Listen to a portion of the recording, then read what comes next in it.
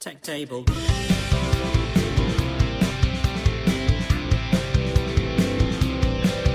table.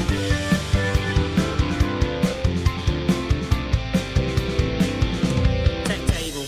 Hello and welcome to the Tech Table, the Technical Staff and Theatre Workers podcast. It's the podcast in which I talk to people who work in the technical side of the entertainment industry about how they got in, their experiences, and any advice they can give to anyone getting in. This is episode 10 of season 6, the final episode, and what a season it's been. I can't believe how quickly the last 10 weeks have gone. Really enjoyed it. Really enjoyed talking to the people that I've talked to over the last 10 weeks, and I hope you've enjoyed it too.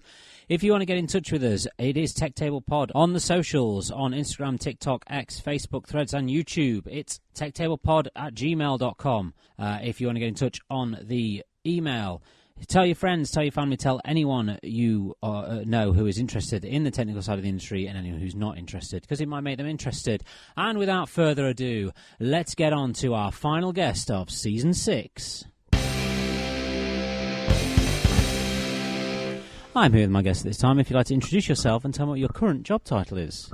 Hello, my name is Jade, and my current job title is stage technician at Sadlers Wells East. Excellent. And how did you get into theatre? Randomly, I started doing the National Theatre Youth courses. So I don't know if they do them anymore, but from like 16 to 25, you can do these free courses that they The National Youth Theatre? No, National Theatre Youth. yeah. So it's like the National Theatre's Version. youth club.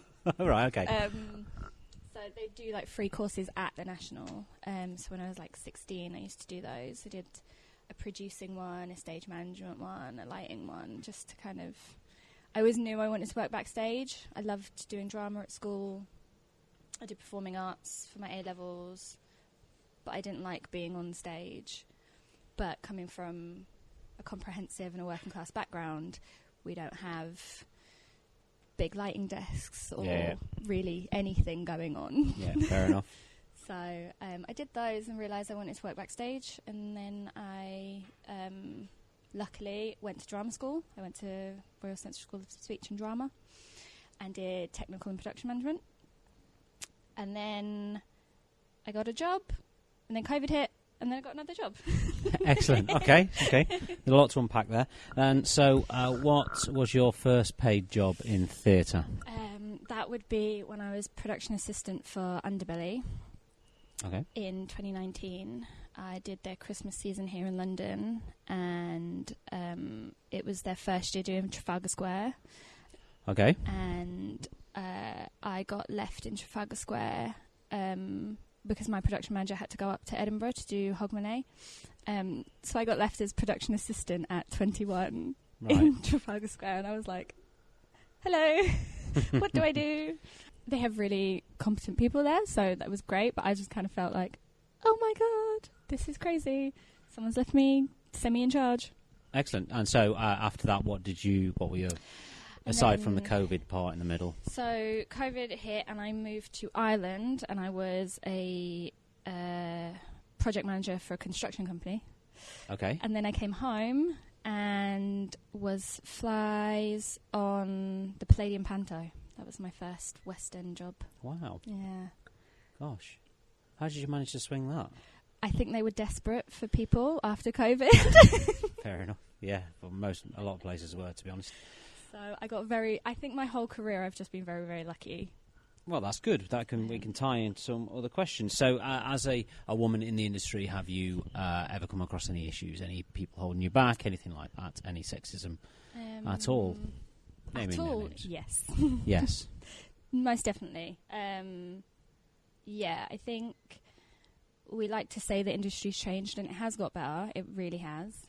Even in my few years of being in it professionally. But it is still there, and it's mostly unconscious biases towards, mainly not against women, but towards men. Okay. I've seen a lot, a man who looks a certain way will get further because he's big or he's strong or... Right, I see. So there's that. And it's not just me, it happens to other women that I've worked with and that I work with currently. and it's a bit it's a bit rubbish. It's all right. But we're learning,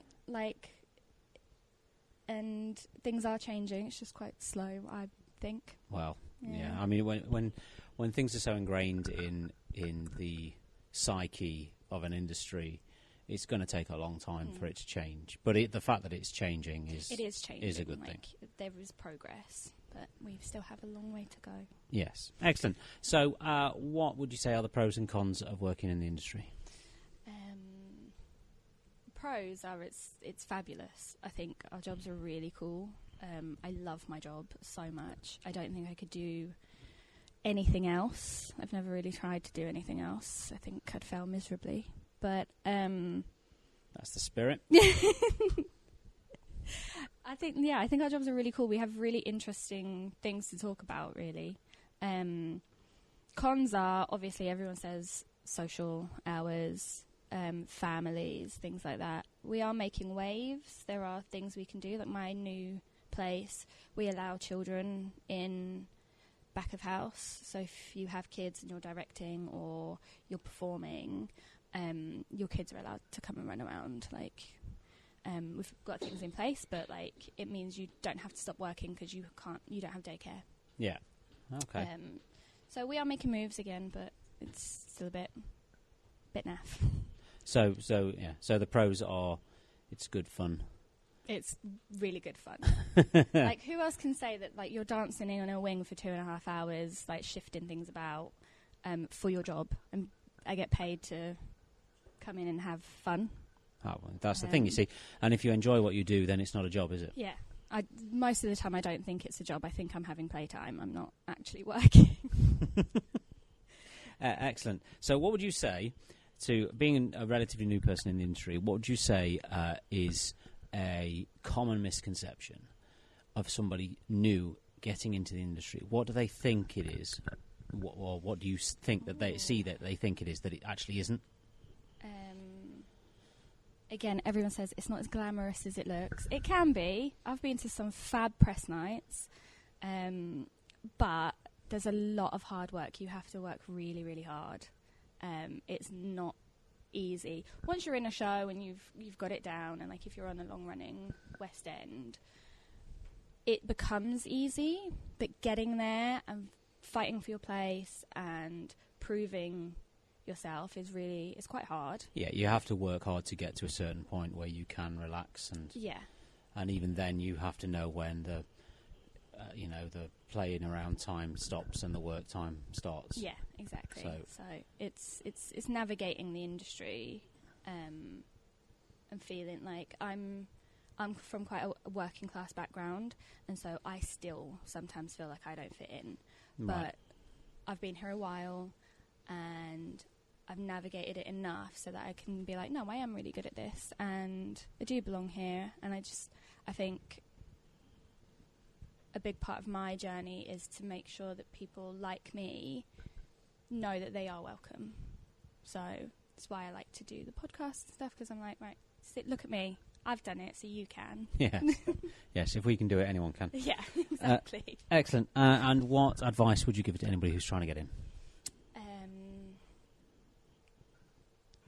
Yeah, it's going to sound naff, but work hard. It takes a lot of sacrifice of social time, friends, especially when you're young, not being able to go out with your mates, or going to uni and it not being a drama school and it not being a uni experience. You are working those shows. It's practically free labour. But well, it's not free, you're paying for it. Well, yeah, we're paying to work these shows. I think just believe in yourself as well, especially for women. All the women I come across who are my age, we're just so hard on ourselves. We're like, oh my God, I don't know what I'm doing. I don't know what to do. And actually, when it comes down to it, we're actually really good at it. There's one girl I work with. She's fantastic. She's brilliant. She's so clever. But she's always like, oh, I don't know what I'm doing. And I'm like, you do. You have to believe in yourself. Well, you'll also find that a lot of people don't know what they're doing. It's just that some people cover it better. Oh, yeah. Yeah, I think we're too honest about it as women. Yes. Yeah, so what you're saying is that as a woman in the industry, you need to lie more. Lie more. Be more like a man. Be more like a man. Wow, okay.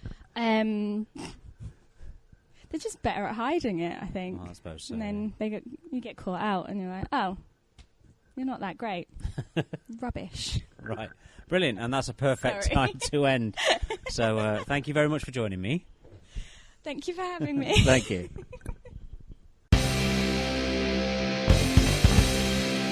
Wow, what an interesting piece of advice to finish on. Thanks very much to Jade. Really enjoyed talking to Jade there. She is certainly a sprightly character. I hope you've enjoyed it. That's the end of Season 6. I hope you've enjoyed Season 6 as much as I've enjoyed it. Thank you so much for listening. Thank you for the downloads. If you want to get in touch, it's techtablepod@gmail.com. If you want to get in touch via the socials, it's techtablepod on Instagram, TikTok, X, Facebook, Threads, and YouTube. Tell your friends, tell your family, tell anyone you know who's interested in the technical side of the industry and anyone who's not interested, because it might make them interested. A huge thank you this season to Mike, Dickie, Nathan, Erin, Jay, Sarah, Oscar, Jade, and of course the Tech Table team of Mig and Flynn and Nathan and G. Really couldn't do this without them, so really, really, really grateful for them to help me on this. And that's the end of the season. Keep an eye on the socials, as we'll be posting throughout the off-season. Give us a listen on Backstage Radio, a Conversation Vacant with Bram, on Sunday evening from 6 till 7 on Backstage Radio. And that's it. So thank you so much for joining me for Season 6, and we look forward to Season 7 in January. And until then, I shall see you all next year.